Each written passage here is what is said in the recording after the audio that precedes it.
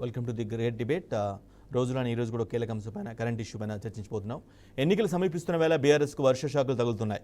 ఇప్పటికే గులాబీ పార్టీని పలువురు సిట్టింగ్లు వీడారు. బీవీ పాటిల్ రాములు బీఆర్ఎస్లోకి వెళ్ళగా వెంకటేష్ నేత అస్తంగుడి చేరుకున్నారు. మరికొందరు సిట్టింగ్లు కూడా పక్కచూపులు చూస్తున్నారనే వాదనలు వినిపిస్తున్నాయి. పక్కచూపులు చూస్తున్న బీఆర్ఎస్ సిట్టింగ్లో మార్పుని కారణం ఏంటి? కారెక్కితే గెలవలేమనుకుంటున్నారా? కాంగ్రెస్ బీజేపీతోనే భవిష్యత్ అని భావిస్తున్నారా? జంపింగ్లు ప్రజాసేవ కోసమా, స్వలాభం కోసమా?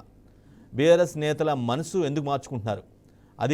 అధికార పార్టీని వదిలేసి బీజేపీలోకి చేరటం వెనక ఆంతర్యం ఏంటి?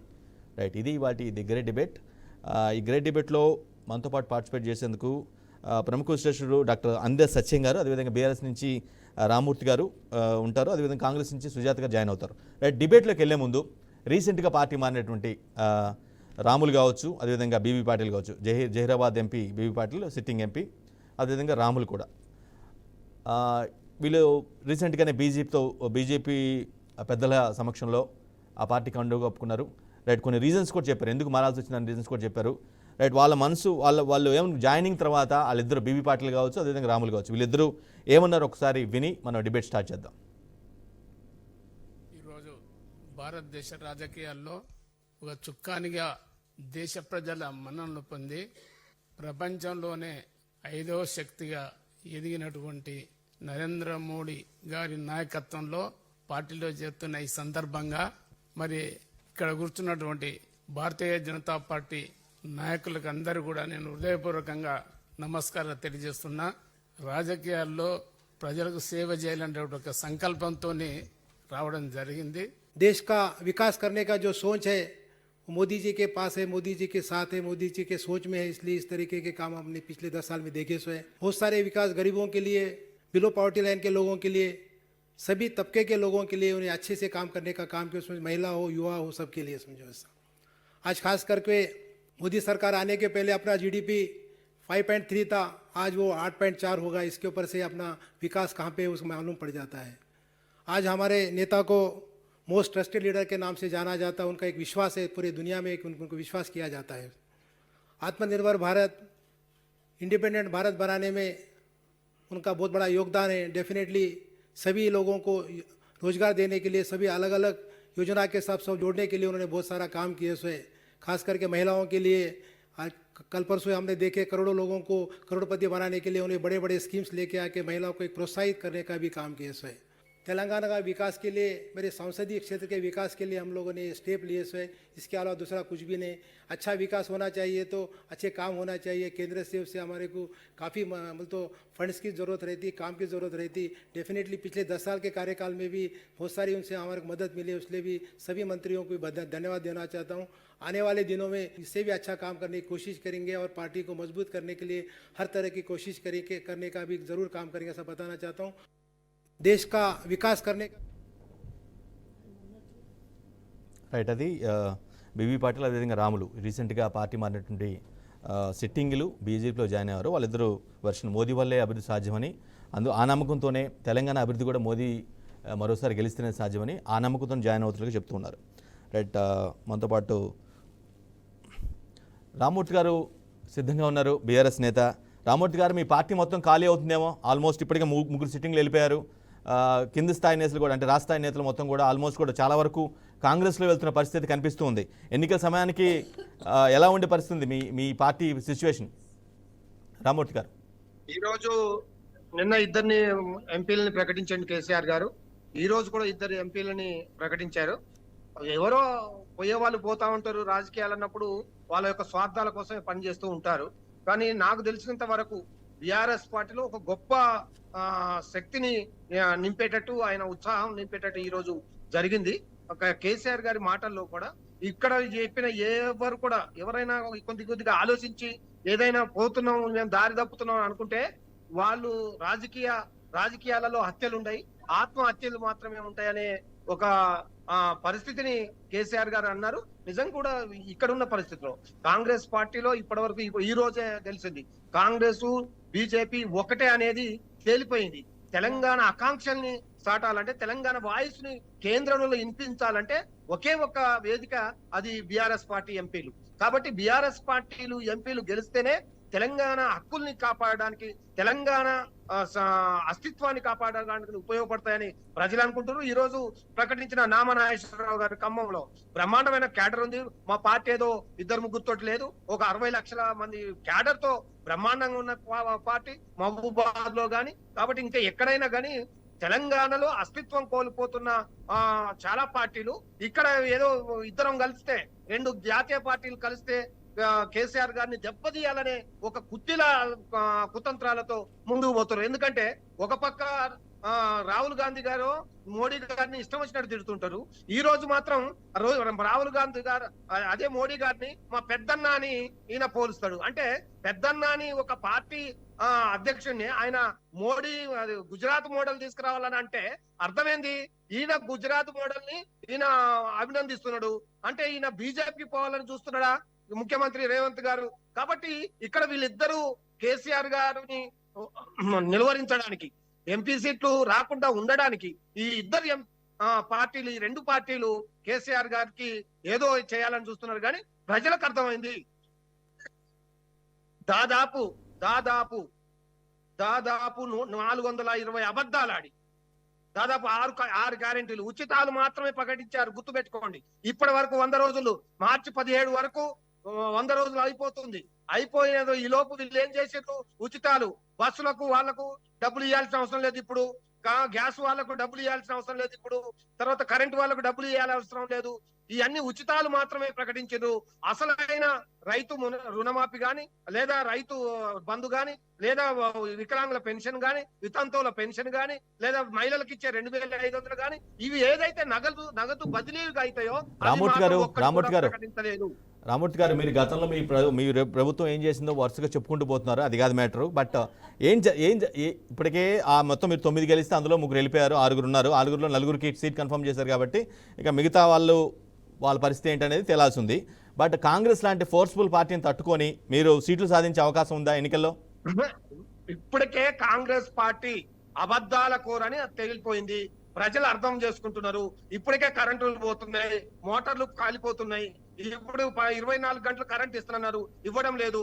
ఒక వడ్లకు అదనంగా 500 రూపాయలు ఇస్తానన్నారు, అది ఇవ్వలేదు. రైతుల రుణమాఫీ చేస్తున్నారు, వచ్చిన వెంటనే చేయలేదు. కాబట్టి నిలదీయటం మొదలు పెడతారు. ఈ పార్లమెంట్ ఎన్నికల్లో ఖచ్చితంగా కాంగ్రెస్ పార్టీకి కర్రు గాల్చి ఓత పెట్టేది మీరే చూస్తారు. ఎందుకంటే కాంగ్రెస్ పార్టీ చేసిన మోసాలు ఇప్పుడిప్పుడే ఒక్కొక్కటి బయటపడుతున్నాయి. ప్రజలు ఇప్పుడే అర్థం చేసుకుంటున్నారు. కాబట్టి వీళ్ళకు సరైన టైంలో ఎన్నికలు కూడా రావడం, వీళ్ళకి మోసగించారని పక్కన పెట్టారేమో రామూర్తి గారు. నా అభిప్రాయం. రామూర్తి గారు, మీ రూలింగ్ పార్టీని మీ ప్రజలను మోసగించిందని మిమ్మల్ని పక్కన పెట్టారో అనుకుంటున్నారు చాలా మంది.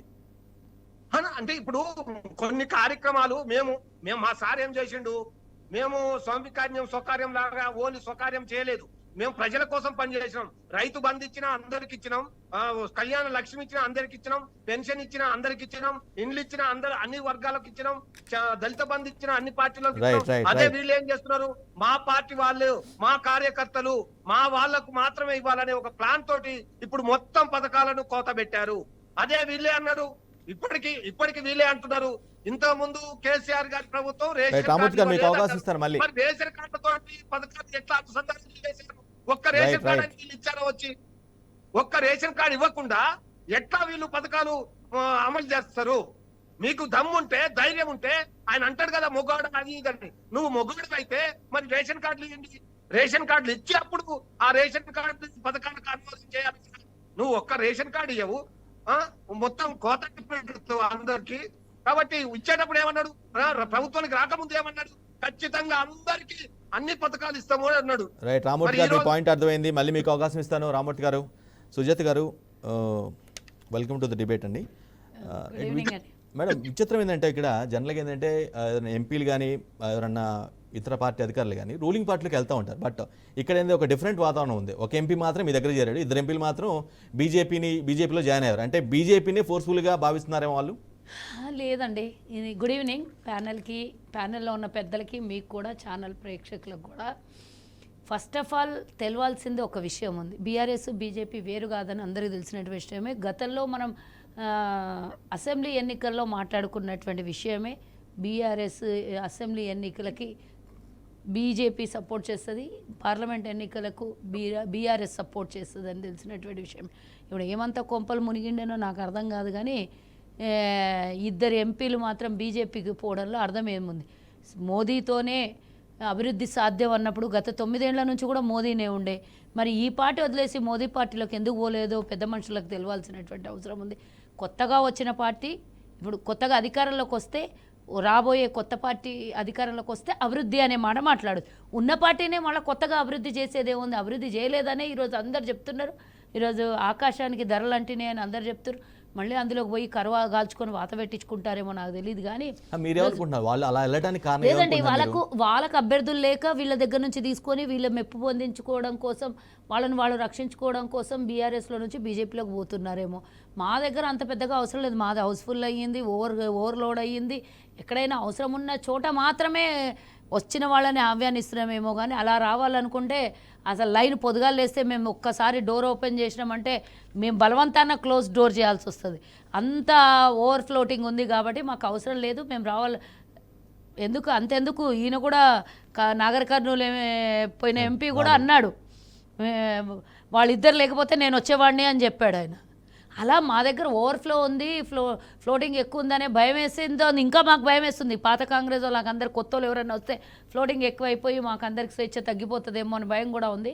ఒకటే నేను చెప్పదలుచుకున్నది, పాపం సోదరుడు నాకు ఆవేశంతో, ఆవేదనతో, బాధతో, ఫ్రస్ట్రేషన్తో మాట్లాడినటువంటి బాధలు ఒక్క నిమిషం, నేనేం మాట్లాడలేదన్నా, నన్ను మాట్లాడినియండి. కాంగ్రెస్ మోసం చేసిందంట. ఏం మోసం చేసిందండి? ఎవరిని మోసం చేసింది? ఎవరి దగ్గర నుంచి లాక్కున్నారు? ఆస్తులు ఎవరివి లాక్కున్నారు? తెలంగాణ ప్రజల్ని ఏం మోసం చేసిండ్రు? లేకపోతే బీఆర్ఎస్ వాళ్ళ మోసాలన్నీ బయట తీస్తున్నందుకు మోసం చేసిందా? లేకపోతే ఇచ్చిన హామీని నెరవేరుస్తున్నందుకు మోసం చేసిందా? లేకపోతే బీఆర్ఎస్ని ప్రజలు కర్రుగాల్సి వాత పెట్టి ప్రతిపక్షంలో కూర్చోబెట్టి తెలంగాణ ప్రజలు ఆశీర్వదిస్తే అధికారంలో కూర్చున్నందుకు మోసం చేశామా? ఏం చేశామో తెలియకుండా ఫ్లోలో మాట్లాడేస్తూ కాంగ్రెస్ పార్టీ మోసం చేసింది. 90 రోజులలోనే, ఇంకా 90 రోజులు కాలేదు, 82 రోజులు అయ్యింది. అప్పుడే మీకు ఏం మోసం కనబడింది నాకు అర్థమైతే లేదు. మీరు చేసినట్టు కాళేశ్వరంలో మోసం చేస్తే మీరు చేసినట్టు అధికారులను పక్కన పెట్టుకొని బినామీలుగా పెట్టుకొని లక్షల కోట్ల రూపాయలు దోపిడీ చేస్తే ఏం మోసం చేసినామో నాకు అర్థం కావట్లేదు. అంటే ఇచ్చిన హామీల్ని నెరవేర్చడం మోసమేమో అనిపిస్తుంది. ఎందుకంటే ఒక నిమిషం అన్న, మీరు మాట్లాడింది నేను సైలెంట్గా ఉన్నా. లేకపోతే అన్న ప్లీజ్, ఇచ్చిన హామీలు నెరవేర్చకపోతే వీళ్ళు మాట్లాడడానికి, మా మీద తిట్టడానికి బాగా అవకాశం ఉంటుండే. కాబట్టి కాంగ్రెస్ మోసం చేసిందని బాధపడుతున్నారేమో. ఇచ్చిన హామీలు మీలాగా తుంగలో తొక్కేసి ప్రజలకు కేవలం మభ్యపెట్టింటే కనుక మీరు సంతోషపడి మమ్మల్ని తిట్టడానికి అవకాశం వచ్చి మా ప్రభుత్వాన్ని లాగేయడానికి అవకాశం వస్తుండే. కాబట్టి ఈరోజు అలాంటి అవకాశాలు ఏమీ లేకుండా చేసినందుకు మోసం చేసినట్టు కనబడుతుందా?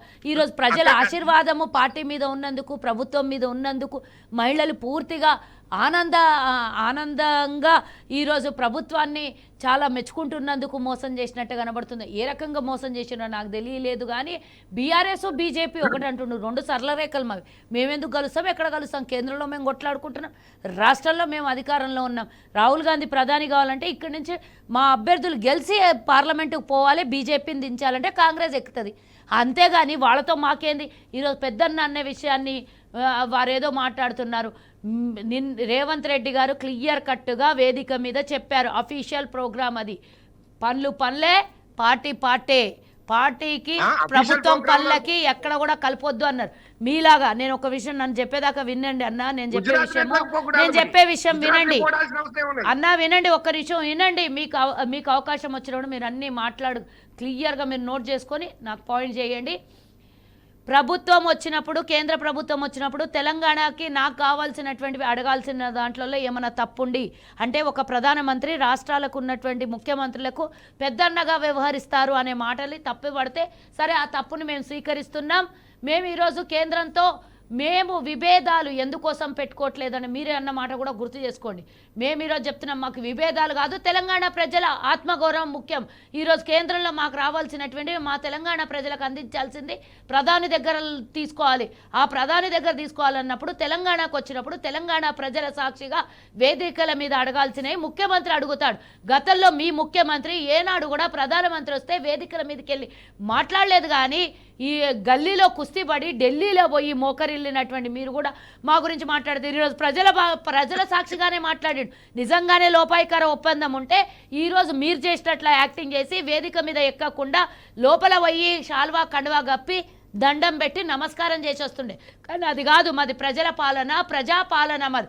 కాబట్టి బహిరంగంగానే అడిగాం. మీరు అడిగారు కానీ ఇచ్చే పరిస్థితి ఉందా అసలు? వాళ్ళు ఇస్తారు ఇయ్యరు సెకండరీ. అది ఎన్నికల ముందు చేసినటువంటి వాగ్దానాలు నీళ్ల మీద రాసిన రాతలే. కానీ మేము ఈరోజు ప్రజలను ఉద్దేశించి ప్రజలకు రావాల్సినటువంటి తెలంగాణ ప్రభుత్వానికి తెలంగాణ ప్రజలకు రావాల్సిన ఎందుకు అడగకుండా ఉండాలి మేము చెప్పండి? అడగాలి. చేస్తాడు, చేయకపోతే రేపు ఎన్నికలు వస్తున్నాయి కదా, వాళ్ళకే కర్రుగాల్చి వాత పెడతారు కదా బీజేపీలకు. మరి మేము ప్రజల సాక్షిగా వేదిక మీద, తెలంగాణ వేదిక మీద మేము అడిగాం. వాళ్ళు ఇయ్యనప్పుడు వాళ్ళకే చెప్తారు కదా ప్రజలు సమాధానము.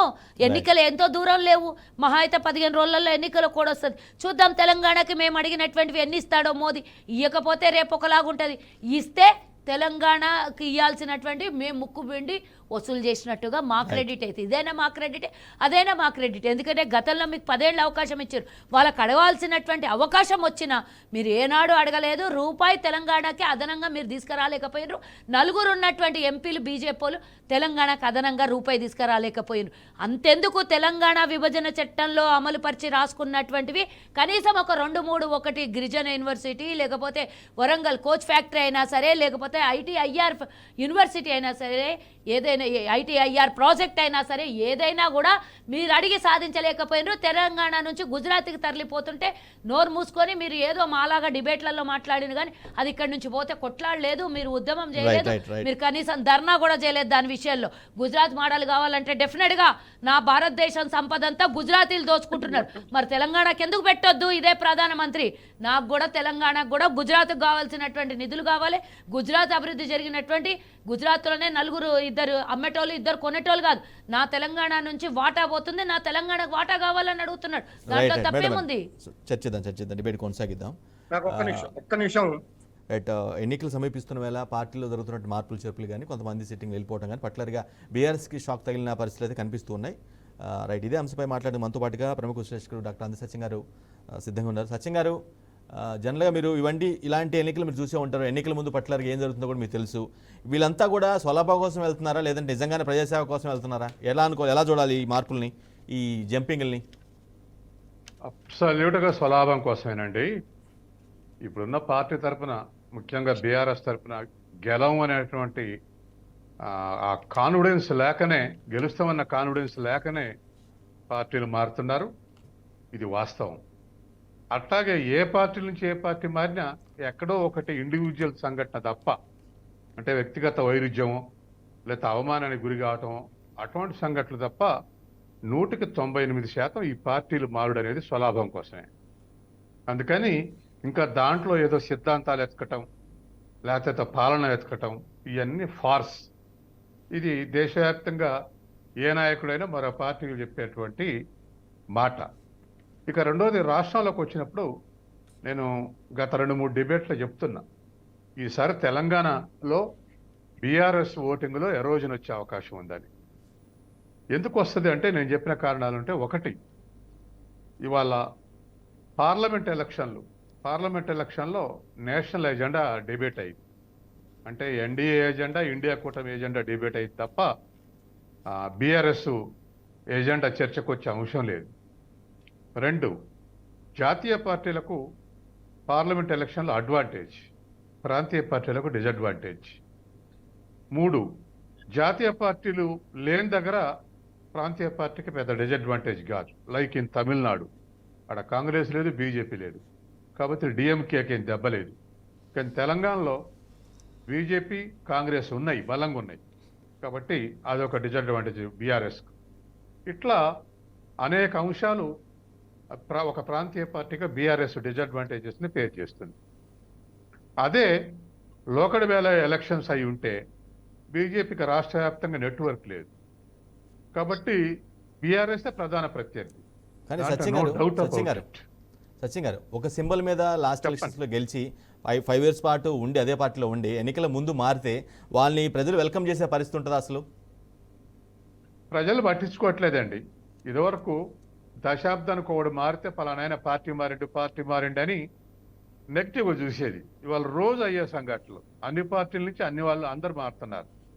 కాబట్టి ఇష్టం వచ్చిన పార్టీలో భాగంగా వేస్తున్నారు.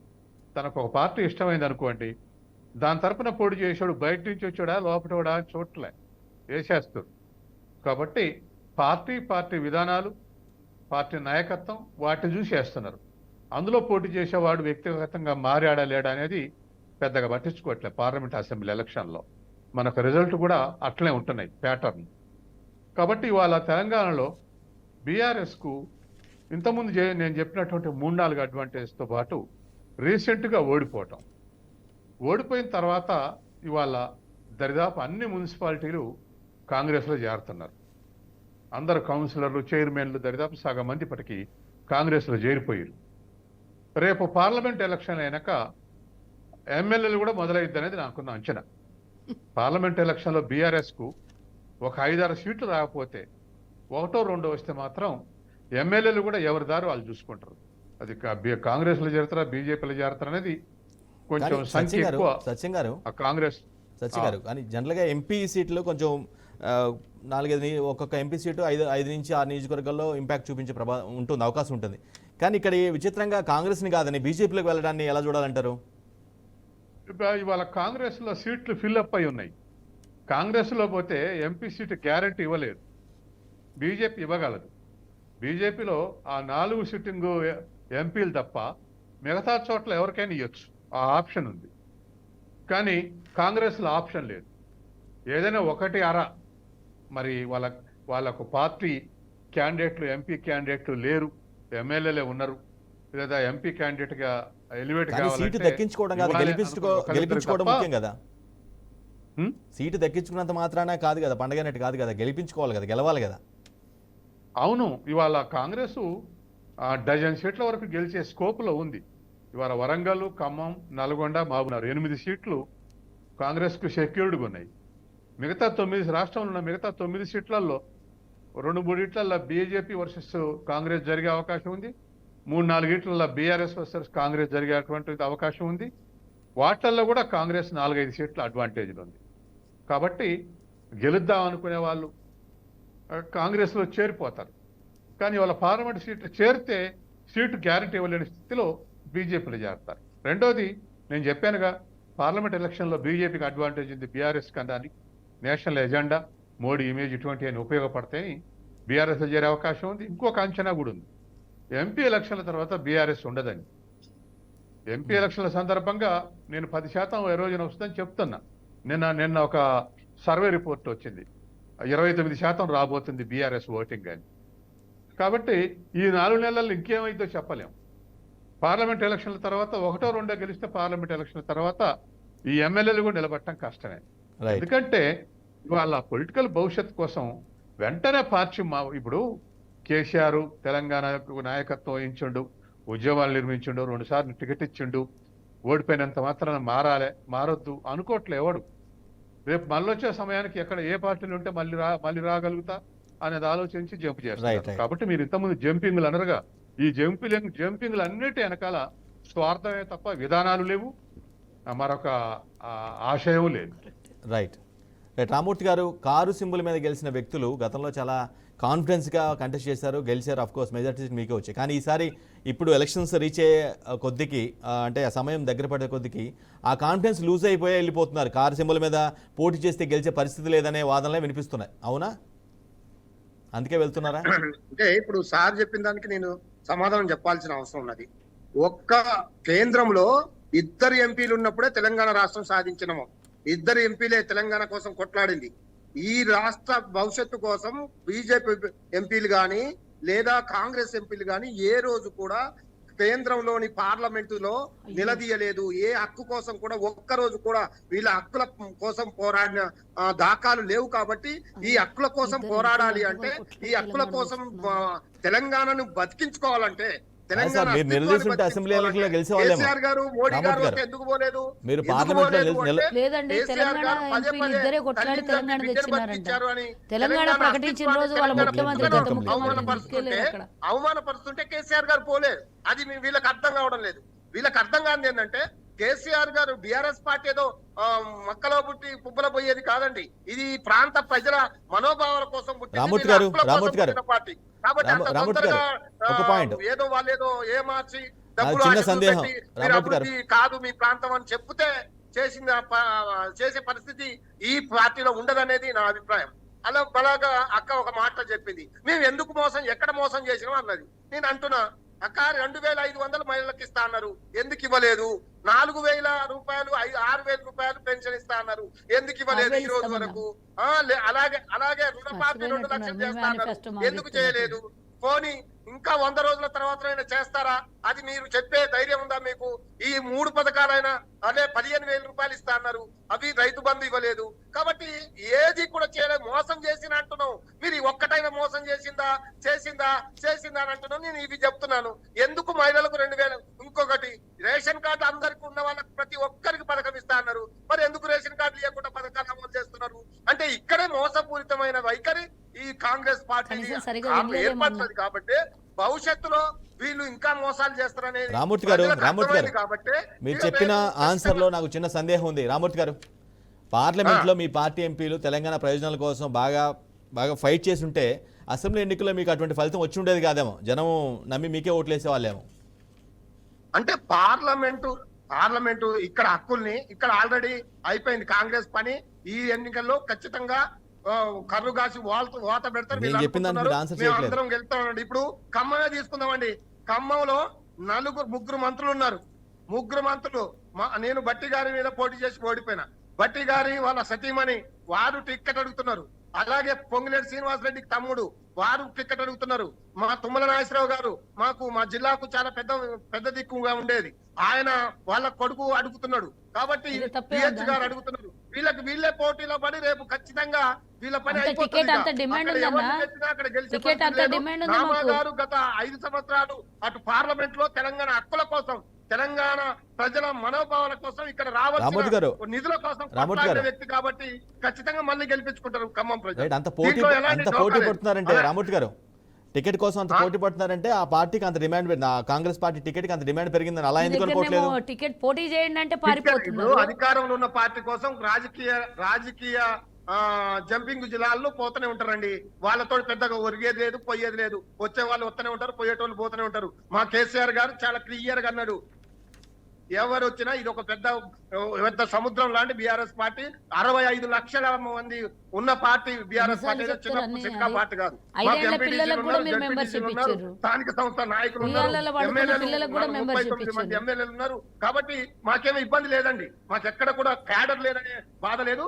రేపు మా శక్తి ఎందో తెలంగాణ కేసీఆర్ గారు మళ్ళీ బీఆర్ఎస్ పార్టీ ఎంపీని గెలిస్తేనే తెలంగాణ అస్తిత్వాన్ని కాపాడగలుగుతారు, తెలంగాణ బతకగలుగుతుంది. ఎందుకంటే ఇప్పుడు వచ్చినోడు తెలంగాణ వ్యతిరేకి.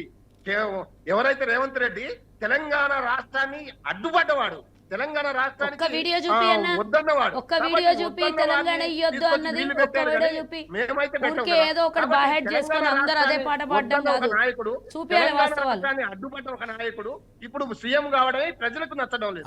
అడ్డుపడిన వ్యక్తిని గెలిపించారు కదండి రామూర్తి గారు. ప్రజలు ఇచ్చిన మ్యాండేట్ రామూర్తి గారు, మీరు చెప్పింది నిజమైతే తెలంగాణకి ఆ విధంగా ఆ స్థాయిలో అడ్డుపడిన వ్యక్తి అయితే క్లియర్ మ్యాండేట్ జనాలు ఇవ్వరు కదా తెలంగాణ ప్రజలు. ఒకవేళ రేవంత్ రెడ్డి సీఎం అని ముందు ఎన్నికల ముందు అంటే ఒక్క సీట్ కాదని క్లియర్ గా చెప్పారు శ్రీరామూర్తి గారు. అంతకు ముందే రేవంత్ రెడ్డి కాంగ్రెస్ వాళ్ళు చేయక ముందే దివాకర్ రావు తర్వాత శ్రీనివాస్ యాదవ్ ని మీరే మంత్రులు చేశారుగా. అంతకన్నా ఎక్కువ కేసీఆర్ వ్యక్తిగతంగా దిక్కిన వాళ్ళని అంతకన్నా ముందే బీఆర్ఎస్ లో ఉన్నాడు రేవంత్ రెడ్డి, బీఆర్ఎస్ లో ఉన్నాడు. మీరేం మంత్రులు మా ముఖ్యమంత్రి చేశారు, మీరు మంత్రులు చేశారు. రేవంత్ గారి పొలిటికల్ కెరీర్ స్టార్ట్ అయిందే బీఆర్ఎస్ లో. మరి అట్లంటే చాలా మంది తెలంగాణ వ్యతిరేకతని మీ పార్టీలో ఎందుకు చేర్చుకున్నారన్నా? ఇక్కడ నేనేమంటున్నా అంటే వాస్తవానికి తెలంగాణ రాష్ట్రం ఏర్పడడం ఇష్టం లేని ఒక వ్యక్తి ఇక్కడ దళిత బంధు ఇచ్చినా ఈయనకు ప్రజలు బాగుపడడం ఇష్టం లేదు, రైతు బంధు ఇచ్చినా రైతులు బాగుపడడం ఇష్టం లేదు ఈయనకు. తెలంగాణ రాష్ట్రంలో ప్రజలు బాగుపడడం ఇష్టం లేని ఒక వ్యక్తి ఇప్పుడు సీఎం కదా. అది ఇక్కడ ఇప్పుడు బాధ, అది ప్రజలకు అర్థమవుతుంది. అయ్యో ఇలాంటి వాటిని మనం తీసుకున్నాం. అసెంబ్లీ ఎన్నికల్లో మీకు క్లియర్ మ్యాండేట్ ఇచ్చారు, ఓకే, దాన్ని పక్కన పెట్టారు. బట్ ఈ పార్లమెంట్ పరిధికి వచ్చిన తర్వాత 2 ఎంపీలు మారారంటే, 2 ఎంపీలు మిమ్మల్ని వదిలిపెట్టి బీజేపీకి వెళ్ళారంటే అది వాళ్ళ- ఐ మీన్ సిట్టింగ్ ఇందాక అంటే analyst అన్న clear గా బీజేపీని చెప్పిండ్రు. ఆల్టర్నేటివ్ శక్తిగా భావిస్తున్నారేమో. ఆల్టర్నేట్ కాదు, బీఆర్ఎస్ పని అయిపోయిందని అందరికి తెలుసు. ఇక కాంగ్రెస్ ఓవర్లోడ్ అయిందని ఇందాకనే చెప్పిన, మా దగ్గర వచ్చినా కూడా వాళ్ళకి టికెట్లు దక్కవు కదా. కాబట్టి ఎక్కడ స్పేస్ ఉంటే అక్కడ పోయారు వాళ్ళు తప్పించి. ఇప్పుడు వాళ్ళు వస్తే ఇప్పుడు నాగర్ కర్నూలులో ఆయనే చెప్పిండు, కాంగ్రెస్లో స్పేస్ లేదు కాబట్టి నేను బీజేపీలోకి పోతున్నాను అన్నాడు బీబీ పాటిల్. అక్కడ మాకు ఆల్రెడీ క్యాండిడేట్లు 2-3 కొట్లాడుకుంటున్నారు. మరి వాళ్ళు కొత్త వాళ్ళకి వస్తే ఇస్తారా, మా దగ్గర ఉన్న క్యాండిడేట్లకు ఇస్తారా?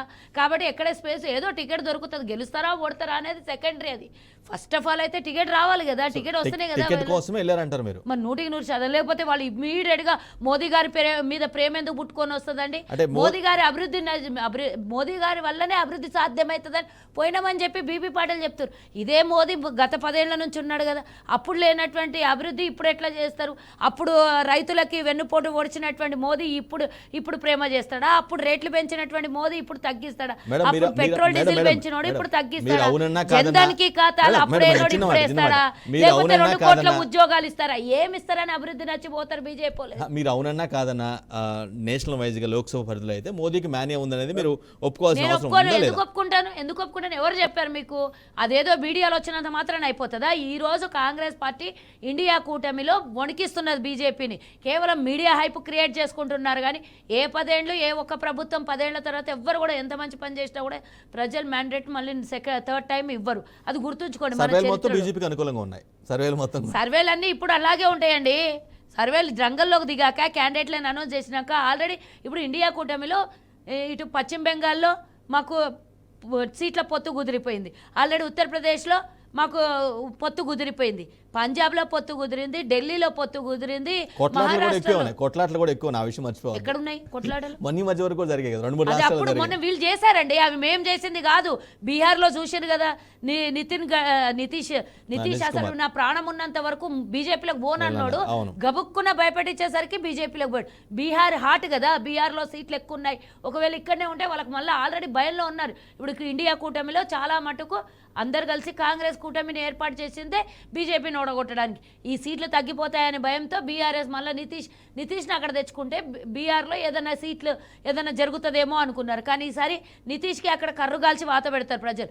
అసలు హిస్టరీ రికార్డులో అన్నిసార్లు ముఖ్యమంత్రి కావడము, అన్నిసార్లు పార్టీలు పోవడము రావడము అనేది ఆయన చరిత్రలోనే, మన భారతదేశ చరిత్రలో ఎక్కడ లేనటువంటి చరిత్ర సృష్టించుకున్నాడు ఆయన. ఒక 6 నెలల ముందు బీజేపీ పేరెత్తితే దుమ్మెత్తి పోసినాడు. 6 నెలల తర్వాత ఎలక్షన్ల ముందు ఎట్లా నచ్చుతుంది ఆయనకు నాకు అర్థం కాలేదు. పోనీ కాంగ్రెస్ ఏమైనా అధికారంలో ఉందా, ఆయనకి ఏమైనా అన్యాయం చేసిందా కేంద్రంలో? గబుక్కున ఈయన నచ్చకపోవడం, వాళ్ళు నచ్చడం, గబుక్కున వాళ్ళు నచ్చి వీళ్ళకి నచ్చకపోవడం, ఇట్లా కొన్ని ఇప్పుడు మనం చూసినాం కదా. ప్రభుత్వాల్ని కూల్చేయడం ఇవన్నీ చేసిండ్రు, కానీ ఎక్కడైనా బయటపెడుతున్నారు. అంతెందుకండి, నేను ఒక్క విషయం అడుగుతాను. మీరు మీడియా అయిపోయి చూపించి ఈరోజు వాపును చూసి బల్పు అనుకుంటున్న బీజేపీకి నేను ఒకటి అడుగుతా. రైతులకు ఢిల్లీ నడి బొడ్డున కాల్చి చంపుతున్నారు. అది ఎక్కడైనా ఏ మీడియా అన్న చూపిస్తుందా? ఏ మీడియా అన్నా చూపిస్తుందా? ఎంత పక్షపాతి అయినా కూడా కనీసం అక్కడ వాళ్ళకి రోడ్డు మీద మేకులేసి, రోడ్డు మీద బ్యారిగేడ్లు పెట్టి, ఇనుప ఊచలేసి వాళ్ళకి నానా ఇబ్బందులు పెడుతున్నారు. అది ఎక్కడన్నా చూపిస్తున్నారా? ఇంత పెద్ద ఇష్యూని రైతే వెన్నెముక్కగా చెప్పుకుంటున్నటువంటి భారతదేశంలో రైతులకు మేము అది చేస్తామని చెప్పుకుంటున్నటువంటి వీళ్ళు ఈరోజు మేము ఉచిత బియ్యం ఇస్తున్నాం అన్నాడు. రైతు నీకు పండించకపోతే నోట్ల కట్టలు పెడతావా? నువ్వు నోట్ల కట్టలు తినిపిస్తావా? ఈరోజు రైతు పండించి 6 గాళ్ళం కష్టపడుతున్న రైతులకి ఎంఎస్పీ కోసం వాళ్ళు అక్కడ ధర్నా చేస్తుంటే వాళ్లకు నీళ్ళ పిచికార్లు కొట్టిస్తారు. అడ్డుకున్నది, బ్యారికేడ్లు పెట్టింది, వాటర్ కెనాల్ ప్రయోగించింది కరెక్టే, కానీ చంపింది మాత్రం వాస్తవం కాదేమో. షూట్ చేసిండండి మొన్ననే, మీరు చూడలేదేమో. అవన్నీ ఏవి బయటికి రానియారు. బుల్లెట్ పెట్టి షూట్ చేస్తే, ఇక్కడి నుంచి షూట్ చేస్తే ఇక్కడ ఆ బుల్లెట్తో సహా పెట్టారు ఆయనకు దిగినటువంటి బుల్లెట్ని. ఈ విధంగానే అండి చేసేది. ఇంత దుర్మార్గం అది చూపిస్తుందా మరి మీడియా? అది చూపిస్తే వాళ్ళకి వ్యతిరేకత పెరిగిపోతుంది కదా భారతదేశంలో. కాబట్టి అవన్నీ చూపియారు. నానా బీభత్సం జరుగుతోంది భారతదేశంలో. సైలెంట్ ఓటింగ్ జరగబోతుంది భారతదేశంలో. నష్టాలు ఈ రోజు చూడండి, అదానిది పేపర్లో వచ్చింది చూడండి, అంబానీది పేపర్లో వచ్చింది. ఈరోజు దేశంలో నీరవ్ మోడీ వాళ్ళు ఎవరెవరు పారిపోయిన వాళ్ళు ఉన్నారు కదా, ఈ కింగ్ ఫిషర్ ఓనర్, వాళ్ళకన్నా 10 రెట్లు బ్యాంకుల్ని ముంచుండి 86,000 కోట్ల రూపాయలు వేవ్ ఆఫ్ చేసింది బ్యాంక్. ఎందుకంటే గుజరాత్లో ఉన్నటువంటి 2 దేశాన్ని అమ్ముతున్నారు, 2 మాత్రమే దేశాన్ని కొంటున్నారు. దేశంలో అమ్మిన వస్తువుల్లాగా దేశ సంపదను వాళ్ళకు అప్పగిస్తున్నారు. ఈసారి మాత్రం డెఫినెట్గా వ్యతిరేక ఓటు ప్రభావితం చాలా చేస్తుంది. ఎందుకంటే 2 కోట్ల ఉద్యోగాలు ఇస్తాను. 2 కోట్ల ఉద్యోగాలు ఎక్కడ పోయినాయి భారతదేశంలో? సంవత్సరానికి 2 కోట్ల అంటే 10 ఏళ్లలో 20 కోట్ల ఉద్యోగాలు రావాలి. అన్నీ ఈరోజు బీజేపీకి సంబంధించిన మాట్లాడాల్సిందే కదా. 20 కోట్ల ఉద్యోగాల్లో నా తెలంగాణ వాటా ఎంత, నా తెలుగు రాష్ట్రం వాటా ఎంత, మరి ఇవన్నీ జరగవా? ఓకే వాళ్ళు మేడం, ఏదో వాపసు బీఆర్ఎస్ తీసుకొని- నేతలు సార్ ఆఫ్ కోర్స్ మీరు మీ వాదన చెప్పారు. బీఆర్ఎస్ నేతలు సరే ఏ పార్టీకి వెళ్ళాలని పక్కన పెట్టండి, అసలు ఎందుకు వదిలిపెట్టి వెళ్తున్నారు అనుకుంటున్నారు ఆ పార్టీ నేతలు? నేను ఒక విషయం మాత్రం క్లియర్గా చెప్పగలుగుతాను. ఇందాక అన్న చెప్పినట్టు, అందే సత్యం అన్న చెప్పినట్టు, బీఆర్ఎస్ ఉనికి అనేది ఫినిష్ అయిపోతుంది. వాళ్ళు ఏదో దేశకి నేత, మేమే మా వల్లనే చక్రం తిప్పగలుగుతాం, మేము రేపు కేంద్రంలో వచ్చే 24 ఎన్నికల్లో ప్రధాన భూమిక పోషిస్తాం, ప్రధానంగా మేమే కీలక పాత్ర పోషిస్తామని గతంలో 2018 ఎన్నికలప్పుడు కూడా దేశ సంచారం చేసినటువంటి కేసీఆర్ అటు పోయి కాంగ్రెస్తో పొత్తున్న, కాంగ్రెస్తో మిత్రబంధంతో ఉన్నటువంటి అటు తమిళనాడు పోతాడు, స్టాలిన్ని కదిలిస్తాడు, లేకపోతే జార్ఖండ్ పోతాడు, లేకపోతే ఇట్లా రకరకాల మాతో పొత్తులు ఉన్నటువంటి వాళ్ళతోనే పోతాడు ఆయన. అప్పుడు పోయిండు. అప్పుడు బీజేపీతో పొత్తుంది కాబట్టి అది అంతర్గతంగా అట్లా పోయి ఏదో చేద్దాం అనుకున్నాడు. కానీ ఏది కుదరలేదు, ఎవ్వరి దగ్గర రానియలేదు. వీళ్ళు వచ్చి కూర్చుంటే వాళ్ళు పక్కకు ముఖ్యమంత్రులు వెళ్ళిపోయినటువంటి ఉనికి కోల్పోయే పరిస్థితి లేదు Yes, అనేది నా yes, ఫీలింగ్. ఎలా ఈరోజు- అంటే మేడం 39 మీరు 63 సమయం ఎంత ఉంది, నేను 24 కాదనలే. 24 ఉనికి సీట్లు means మాత్రం డిఫరెన్స్. ఈరోజు పార్లమెంట్ ఉనికి ఎలా కోల్పోతుంది నేను ఒకటి చెప్పండి? చెప్తాండి. వీళ్ళకు పార్లమెంట్లో వీళ్ళకు ఓటేస్తే వీళ్ళు అధికారంలో ఉన్నప్పుడే కేంద్ర ప్రభుత్వంతో కొట్లాడలేదు. ఇప్పుడు ప్రతిపక్షంలో ఉన్నప్పుడు వీళ్ళు పోయి అక్కడ కేంద్రంతో కొట్లాడి తెలంగాణకి ఇంకేం తెస్తారు వీళ్ళు, నాకు చెప్పండి.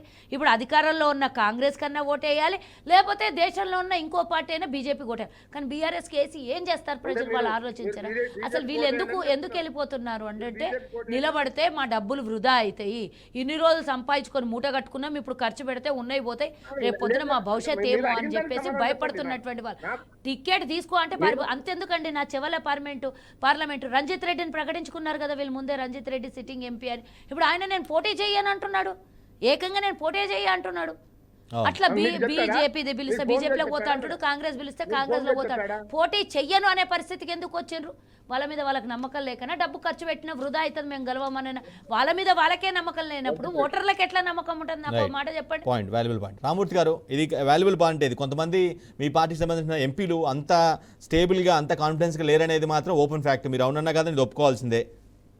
రామూర్తి గారు, అంటే రాజకీయాలు అన్నప్పుడు వాళ్ళకు ఇప్పుడు చాలా మంది ఏమైతుంది, అధికారంలో ఉన్నప్పుడు సరే, అధికార పార్టీలో ఉన్నప్పుడు పదవులు వస్తాయి, వాళ్ళ పోస్టులు మంచిగా చక్కబెట్టుకోవచ్చు.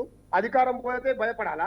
మా కేసీఆర్ గారు ఏమంటారు, అధికారం అనేది వస్తా ఉంటాయి పోతా ఉంటాయి, ఇదేమో శాసనం కాదు. కాంగ్రెస్ వాళ్ళు 100 సంవత్సరాలు ఉంటారు కానీ 50 సంవత్సరాలు ఈ దేశాన్ని పరిపాలించి సర్వనాశనం చేసింది. కాబట్టి ఈ తెలంగాణలో వాళ్ళకు కూడా మాకు కూడా రామూర్తి గారు, ఈ మాటలు పార్టీ మారక ముందు చెప్తే బాగుండేదా? ఈ మాటలు మీరు చెప్పిన మాటలు పార్టీ మారక ముందే మీ నేతల్ని మోటివేట్ చేస్తుంటే ఈ పరిస్థితి వచ్చేది కాదేమో, మారే పరిస్థితి. ఇప్పుడు నేనేమంటున్నా, ఎవరైనా వాళ్ళకు చేత కాకుండా వాళ్ళకి ఇంకేదన్నా ప్రలోభాలు పెట్టి వాళ్ళని తీసుకోవాలని చూస్తే ఆ పార్టీకి అదవుతుంది. కానీ మా పార్టీలో ఉన్న వాళ్ళు 100 మంది ఉన్నారు, ఒక్క ఎంపీ స్థానానికి 4-5 రెడీగా ఉన్నారు. ఒకరు పోతే ఇంకొకరు ఉన్నారు, అదేం ఇబ్బంది లేదు, ఇబ్బంది పడాల్సిన అవసరం లేదు. కానీ మేడం చెప్పాల్సిన అవసరం ఏమున్నదంటే, అసలు మీరు చెప్పిన హామీలు రెడీగా ఉండటం వేరు, గెలవటం వేరు. రామూర్తి గారు, డిఫరెన్స్ తెలుసుకోవాలి. రోజులలో నెరవేర్చకపోతే ఆ రోజు మీరు క్వశ్చన్ ఎత్తారు. కానీ ఇప్పటికే 30,000 ఉద్యోగాలు ఇచ్చినాం మీ సమయంలో. త్వరలో తప్పించి ఒక్కనాడు నోటిఫికేషన్ లేదు, ఒక్కనాడు కూడా ఉద్యోగాల భర్తీ లేదు. రామూర్తి గారు, అభ్యర్థులు రెడీగా ఉండడం వేరు, గెలవటం వేరు. ఆ విషయం మర్చిపోవద్దు మీరు. గెలుపోవటంలో సాధ్యమండి. మేము గెలిచిన కాడ ఇప్పుడు కాంగ్రెస్ పార్టీ ఎంపీ సీటు ఉన్న రేవంత్ రెడ్డి ఎంపీగా ఉన్న దగ్గర ఒక్క ఎమ్మెల్యే కూడా గెలవలే. మరి అట్లంటే గెలవలేదు, అక్కడ కూడా ఓడిపోయింది కదా మొత్తం. అలానే ఎక్కడో అధికారంలో ఉంటే మన బీఆర్ఎస్ పార్టీ రాదని గ్యారంటీ ఏమైనా ఉన్నది? ప్రజలు అనుకుంటున్నారు కదా, ఊళ్ళలోకి పోతే తెలుస్తుంది. నేను ఊర్లలో తిరుగుతున్నాను, ప్రతి గ్రామంలో తిరుగుతున్నాను, నాకు తెలుసు. కరెంటు పోతుంది, మోటార్లు కాలిపోతున్నాయి, రైతులు ఇబ్బంది పడుతున్నారు, మహిళలు అడుగుతున్నారు, వికలాంగులు వితాంతులు అడుగుతున్నారు. తీసేస్తే కేసీఆర్ ఏజెంట్లు ఉన్నారని చెప్తున్నాడు రేవంత్ రెడ్డి గారు. ఒక్క గంట కూడా కరెంట్ తీసేస్తే వాళ్ళకి సస్పెండ్ చేస్తా అన్నారు. ఎక్కడున్నదో చెప్పండి, మేము ఆ ఆఫీసర్ ని సస్పెండ్ చేస్తాం. ఏ ఊర్లో కరెంట్ పోతుందో చెప్పండి, ఏ ఊర్లో కరెంట్ పోతుందో చెప్పండి, ఆ ఊర్లో ఆఫీసర్లను సస్పెండ్ చేస్తాం. కరెంట్ ఒక్క నిమిషం కూడా తీయొద్దని రేవంత్ రెడ్డి గారు క్లియర్ గా చెప్పారు. సస్పెండ్ చేస్తారా? మీ దృష్టి కోసం అది చెప్పండి. బరాబర్ చేస్తాం. మేము ఇవ్వాలనుకుంటున్నాం పూర్తిగా. మేము ఇవ్వాలనుకుంటున్నాం. ఎందుకు తీస్తారు కరెంటు? మేము ఆదేశాలు లేకుండా, ప్రభుత్వం ఆదేశాలు లేకుండా ఆఫీసర్లు ఎట్లా తీసేస్తారు కరెంటు? వాస్తవాలు జరుగుతున్న మేము తీయమని చెప్పట్లేదు. మేము తీయమని చెప్తే వాళ్ళని ఏం చెయ్యం. మేము తీయొద్దన్నాక ఎట్లా తీస్తారు వాళ్ళు? రైట్ సచిన్ గారు, మీ ఏజ్ ఎట్లున్న కాడ తీస్తున్నట్టున్నారు. సచిన్ గారు, నిజంగానే గెలవలేని పరిస్థితులు ఉండబట్టే ఈ విధంగా పార్టీలు మారే పరిస్థితి అంటారా? మీరు పార్టీని బాగా అబ్జర్వ్ చేస్తున్నారు, ఎలక్షన్స్ ముందు నుంచి కానీ ఎలక్షన్స్ తర్వాత కానీ బాగా మానిటర్ చేస్తున్న పరిస్థితి ఉంది. పార్టీ ఏం జరుగుతుంది రాజకీయ తెలంగాణలో అనేది నిజంగానే ఆ సింబల్ మీద, కార్ సింబల్ మీద గెలిచే సత్తా లేకనే, అంటే ఆ పరిస్థితి లేకనే వెళ్ళిపోతున్నారంటారా? ఖచ్చితంగా అండి. పార్లమెంట్ ఎలక్షన్లు కాకపోయి ఉంటే ఇంత షిఫ్టింగ్ ఉండేది కాదు. పార్లమెంట్ ఎలక్షన్లు కాకపోయి ఉంటే ఇంత షిఫ్టింగ్ అయ్యేది కాదు. పార్లమెంట్ ఎలక్షన్స్ అనేవరకల్లా బీఆర్ఎస్ డిసడ్వాంటేజ్ ఫేస్ చేస్తుంది. ఎందుకంటే బీజేపీ రాష్ట్ర వ్యాప్తంగా నెట్వర్క్ లేదు. అసెంబ్లీ ఎలక్షన్ల ముందు మేము గెలవబోతున్నాం అన్నా నేను చెప్పింది ఒకటే, 25 నియోజకవర్గాలు వాళ్ళకు నెట్వర్క్ ఉంది, 10 గెలవచ్చు అని చెప్పా. కాబట్టి ఇప్పటికి కూడా 4-5 పార్లమెంట్ నియోజకవర్గాలు తప్ప బీజేపీకి ఇమేజ్ ఉన్నా లేదా మోడీకి ఇమేజ్ ఉన్నా తెలంగాణలో రాష్ట్ర వ్యాప్త నెట్వర్క్ లేదు. కాబట్టి మేము 17 గెలుస్తాం అనేది ఎవరి పార్టీ వాళ్ళు అంటారు. కేసీఆర్ కూడా 17 గెలుస్తుంటారు, రేవంత్ రెడ్డి 17 గెలుస్తారంటారు. మనం అనలిస్ట్గా మాత్రం నిజాలే చెప్పాలి. కాబట్టి బీజేపీకి 4-5 సీట్లు తప్ప మిగతా చోట్ల నెట్వర్క్ లేదు. కాబట్టి ఆ 5 సీట్లు 6 సీట్లను పోటీ చేయాల్సిందే, అక్కడ కంప్యూటర్ కావాల్సిందే. తర్వాత బీఆర్ఎస్ అనేటువంటిది డిసడ్వాంటేజ్ పొజిషన్లో ఉంది. ఎందుకు డిసడ్వాంటేజ్ పొజిషన్ అంటే ప్రోగ్రామ్స్ ఇప్పుడు ఇద్దరు ప్రోగ్రాంలు ఇంప్లిమెంట్ చేసాం, మీరు ఇంప్లిమెంట్ చేయలేదు అంటున్నారు. అవన్నీ ఇంపాక్ట్ లాంగ్ రన్ లో ఇంపాక్ట్ చూపెడతాయి. కాబట్టి ఖచ్చితంగా ఈ చర్చ జరగాల్సిందే. కానీ ఇప్పటి వరకు వచ్చినటువంటి దాంట్లో గత 5 ఏళ్ల మీదగా తీర్పు వచ్చింది. ఈ 2 నెలల మీద కాదుగా, ఇప్పుడు జరిగే 2 నెలల మీద కాదుగా. ఇది మరొక 5 ఏళ్లు జరిగిన తర్వాత ప్రజలు డెసిషన్కి వస్తారు. ఇప్పుడే మన అవసరం కాబట్టి డెసిషన్కి రమ్మంటే రారు, వాళ్ళకి అంచనాకు వస్తారు. కాబట్టి అన్డౌటెడ్గా మేజర్ ఫోర్స్ తెలంగాణలో కాంగ్రెస్ ఉంటుంది. పార్లమెంట్ ఎన్నికలకు మాత్రం ఖచ్చితంగా అదే ఉంటుంది, నో డౌట్. అయితే ఆల్టర్నేటివ్ వాటికి కాంగ్రెస్ ఆల్టర్నేటివ్ బీజేపీయా బీఆర్ఎస్ఆ మీ అంచనా ప్రకారం? ఇంకా ఎమర్జ్ కాలేదండి, ఇంకా ఎమర్జ్ కాలేదు. ఎందుకంటే ఇప్పటికి కూడా బీజేపీ కన్నా బీఆర్ఎస్ఏ ఫోర్స్ రిలేటివ్లీ, రెండింటిని కంపేర్ చేస్తే బీఆర్ఎస్ఏ ఫోర్స్. కాబట్టి ఇప్పుడు ఏదో సర్వే అంటున్నారు కదా, బీజేపీ 23% ఓటింగు, బీఆర్ఎస్ 29% ఓటింగ్ అని. కాబట్టి బ్యాలెన్స్కి వస్తున్నాయి. కానీ ఏదొచ్చినా ఇవాళ ఒక శ్రింకింగ్ మాత్రం బీఆర్ఎస్ ఓటర్లలో శ్రింకింగ్ ఉంటుంది. దానికి కారణం ఈ 5 ఏళ్లలో జరిగినటువంటి తప్పులే. అది రోజొక తప్పు బయటకు వస్తూ ఉంటే, ఇప్పుడు కాంగ్రెస్ అమలు చేయట్లేదు అన్నారు, అమలు చేయటం వాయిదా పడతా ఉంటే కాంగ్రెస్ మీద ప్రెజర్ పెరుగుద్ది. వాస్తవం రామకృష్ణ గారు అన్నది. కానీ ఈ 2 నెలల ప్రెజర్స్ సరిపోవు కాంగ్రెస్ మీద. కాబట్టి అట్లనే బీఆర్ఎస్ కూడా గత 5 ఏళ్ళు చేసిన తప్పులు ఒక్కొక్కటి బయటకు వస్తుంటే అన్నాడు కదా కేసీఆర్, నేను అన్నాడు స్వయంగా, ఓడిపోయిన ఎమ్మెల్యేల మీద ఇంకా వ్యతిరేకత తగ్గపోలేదు అన్నాడు. అంటే దరిదాపు ఒక 30 మంది ఎమ్మెల్యేల మీద వ్యతిరేకత ఉందని అంతకుముందే అన్నాడు. ఈ టికెట్లు ఇచ్చిండు. ఇప్పుడేమన్నాడు, ఓడిపోయినాక కూడా ఓడిపోయిన ఎమ్మెల్యే మీద తగ్గలేదు, అవినీతి చేసినటువంటి ఎమ్మెల్యే మీద వ్యతిరేకత కొనసాగుతుంది అన్నాడు. నిజం మాట్లాడిండు ఆయన. కాబట్టి బీఆర్ఎస్ గవర్నమెంట్ ఏదేది అయితే తప్పులు ఉన్నాయో అవి ఒక్కొక్కటి బయటకు వస్తూ ఉంటే, తప్పులు దొరుకుతూ ఉంటే వాళ్ళ ఓటు స్ట్రింక్ అయింది. కాంగ్రెస్ అమలు చేయటం లేట్ అవుతా ఉంటే వాళ్ళ మీద ప్రెజర్ పెరుగుతుంది. అయితే డెసిషన్ ప్రజలు ఇప్పుడే తీసుకోరు. ఎందుకంటే 5 ఏళ్ల పాలన మీద, 10 ఏళ్ల పాలన మీద బీఆర్ఎస్ మీద జడ్జిమెంట్ ఇచ్చారు. కాంగ్రెస్ మీద జడ్జిమెంట్ ఇవ్వాలంటే ఈ 2 నెలలు 3 నెలలు సరిపోదు, మరొక 5 ఏళ్ళు అయినాక కానీ జడ్జిమెంట్ పాస్ అని కాదు. కాబట్టి ఇవాళ ఉన్నటువంటి రిలేటివ్ అడ్వాంటేజ్ కాంగ్రెస్ ఉంది. బీజేపీకి దేశవ్యాప్తంగా అధికారంలోకి వస్తున్న హోప్ ఉన్నప్పటికీ రాష్ట్రంలో నెట్వర్క్ లేక అది మళ్ళీ 3-4 గెలిస్తే గ్రేట్. అసెంబ్లీ ఎన్నికల్లో వచ్చిన రిజల్టే పార్లమెంట్ ఎన్నికల్లో కూడా వచ్చుద్దని కూడా మనం బలంగా అనుకోలేం కదా. కాదు, పార్లమెంట్ ఎలక్షన్ రావు. పార్లమెంట్ ఎలక్షన్, అసెంబ్లీ ఎప్పుడైనా మీరు చూడండి, మ్యాక్రో లెవెల్ ఎలక్షన్స్ పోతుంటే బీజేపీ అడ్వాంటేజ్లు ఉంటుంది. రేపు ఎంపీటీసీ ఎలక్షన్స్ పెట్టండి, బీజేపీ పెద్ద అసలు ఫోర్సే కాదు. గతంలో 4 ఎంపీలు గెలిచిర్రు, ఎంపీటీసీలు ఎన్ని వచ్చినాయి? అరౌండ్ 100 వచ్చినాయి. అందుకని లోకల్ బాడీ ఎలక్షన్స్ పోతుంటే బీజేపీ నెట్వర్క్ ఉపయోగపడదు. మ్యాక్రో లెవెల్ పార్లమెంట్ ఎలక్షన్స్ పోతుంటే నేషనల్ ఎజెండా అమలు జరుగుద్ది కాబట్టి, నేషనల్ ఎజెండా డిబేట్ అవుతుంది కాబట్టి బీజేపీకి అడ్వాంటేజ్. కాబట్టి 4 సీట్లు 5 సీట్లు కూడా గెలవచ్చు. అందుకని అది బ్రాడ్ ఎలక్షన్స్ పోతుంటే బీజేపీకి అడ్వాంటేజ్. మైక్రో లెవెల్కి పోతుంటే బీజేపీకి డిసడ్వాంటేజ్. ఎందుకు డిసడ్వాంటేజ్? వాళ్ళకి నెట్వర్క్ ఉన్న దగ్గర కాదు, నెట్వర్క్ లేని దగ్గర డిసడ్వాంటేజ్. తెలంగాణలో నెట్వర్క్ లేదు, ఆంధ్రప్రదేశ్ అసలే లేదు, కాబట్టి డిసడ్వాంటేజ్. రైట్ అందుకని రైట్ ఆ అసెంబ్లీలో కూడా అక్కడ రిజల్ట్ రావడానికి కారణం నెట్వర్క్ లేకపోవటమే. మేడం అయితే ఎందుకంత నెట్వర్క్ ఆలస్యం అవుతుంది అంటే ఆంధ్రప్రదేశ్ తెలంగాణలో కూడా గత 50-60 ఏళ్లుగా ప్రోగ్రెసివ్ ఉద్యమాలు జరుగుతున్నాయి. స్వాతంత్రోద్యమం కానీ, తెలంగాణ సాయుధ పోరాటం కానీ, లేకపోతే లౌకిక ఉద్యమాలు కానీ అనేకమైనటువంటి జరుగున్నాయి. అందుకని అంత తేలికగా జనం షిఫ్ట్ కావట్లే బీజేపీ వైపు. ఆంధ్రలో ఆంధ్రప్రదేశ్ విభజన కాగానే సగం మంది నాయకులు బీజేపీ పోయారు, సగం మంది నాయకులు వైసీపీకి పోయారు. కానీ బీజేపీ ఇంప్రూవ్ కాలేదు ఆంధ్రాలో. ఎందుకు ఇంప్రూవ్ కాలేదు అంటే వ్యతిరేకత ఉంది.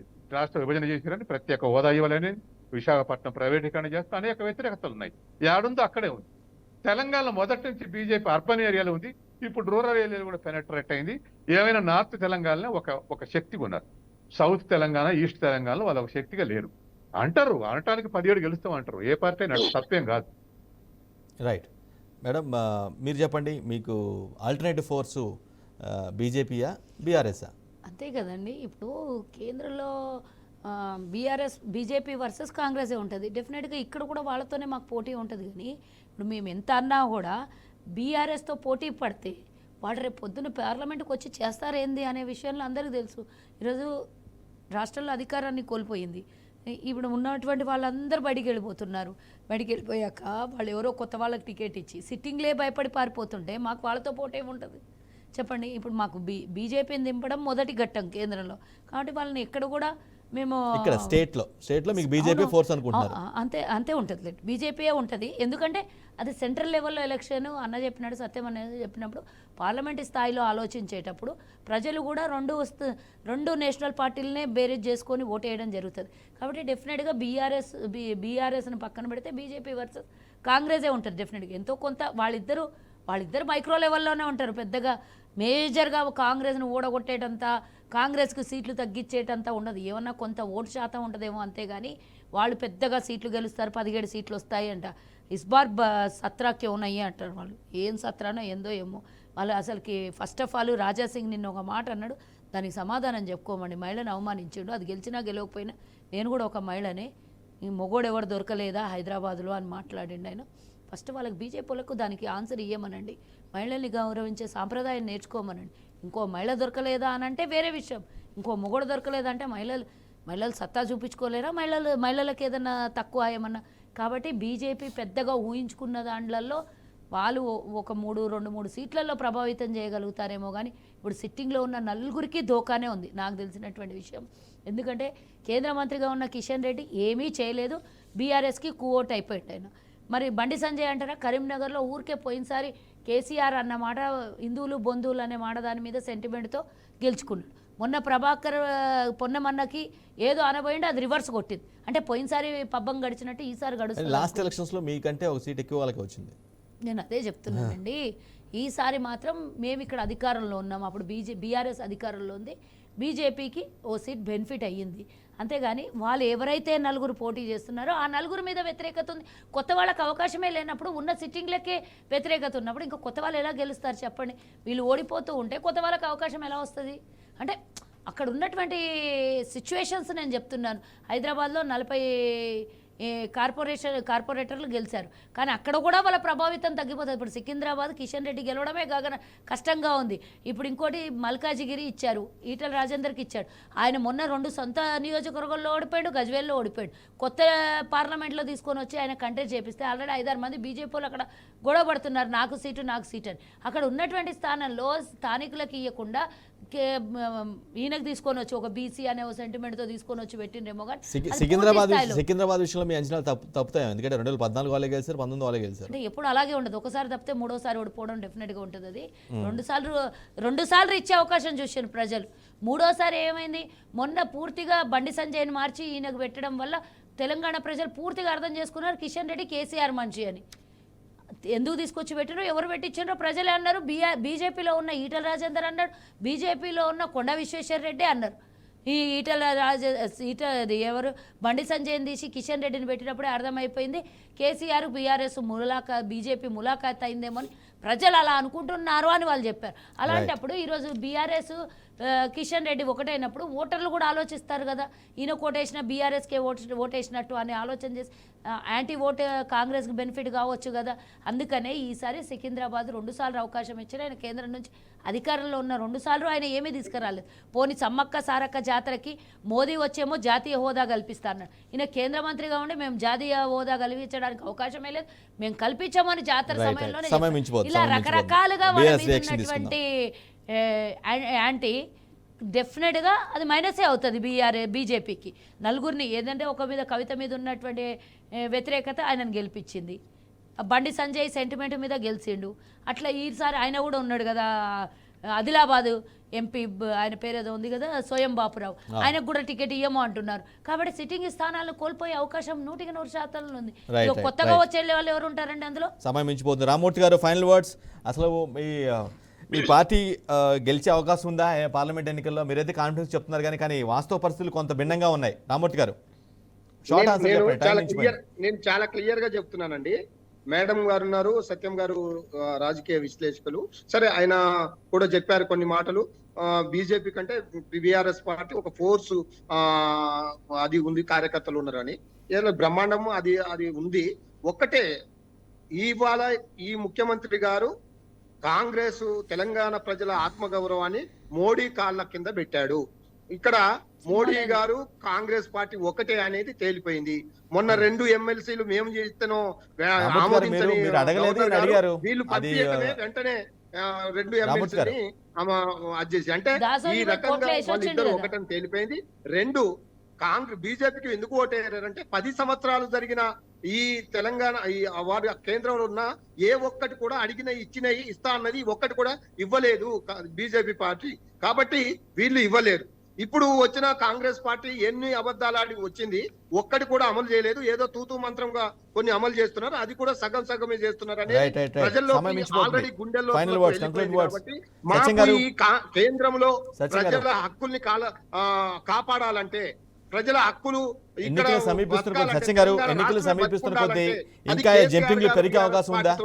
సాధ్యమని తేలిపోయింది. సత్యం గారు, ఎన్నికలు సమీపిస్తున్న కొద్దీ బీఆర్ఎస్ నుంచి ఇంకా ఇటువంటి మార్పులు చేర్పులు కానీ మారిపోవటం కానీ జరిగే పరిస్థితి ఉందా? ఇంకా అనుకోవచ్చు అలాగా? ఇంకా జరుగుతుంది.